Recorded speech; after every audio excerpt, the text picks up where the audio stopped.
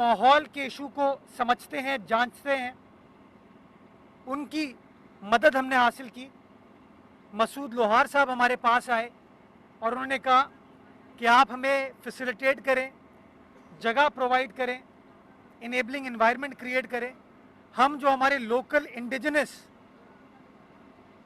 सूबा सिंध के पौधे हैं, कराची शहर के पौधे हैं, उनको यहाँ पर लगाएंगे और एक अर्बन फॉरेस्ट जापानीज टेक्नोलॉजी है मियावाकी, उस टेक्नोलॉजी के तहत इस अर्बन फॉरेस्ट को हम डेवलप करेंगे।